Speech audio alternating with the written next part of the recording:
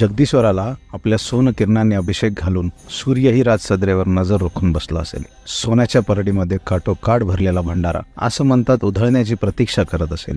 ढोल संबळ ठेका धरून आपले बोल ऐकवण्यास आतुर असतील. लांबलचक सासन काठ्या बलदंड मावळी हातात नाचण्यासाठी सज्ज असतील. ध्वजस्तंभाला फडकणारा भगवा दौलत ध्वज अजून प्रखरतेने फडकत असेल. पोतराजाचा चाबूक हवेला कापण्यासाठी सळसळत असेल. पंचारतीमधील ज्योत त्या तेजोवलयाला ओवाळायला अजून प्रकाशमान होऊन तेवत असेल. शिरकाईच्या कळसाला स्पर्शून येणारा वारा कडाच्या तटबंधांना बिलगत आलिंगन देत असेल. दूधसागरात तयार होणारी लाट स्वराज्याचे गीत गात असेल.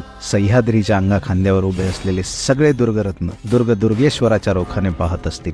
आणि इतक्यात नगार खाण्यात उभा असलेला गारदी आपल्या पहाडी आवाजात अलकाप चढवत असेल. आस्ते कदम आस्ते कदम आस्ते कदम. राज काय रुबाबात येत असतील तेव्हा दरबारात.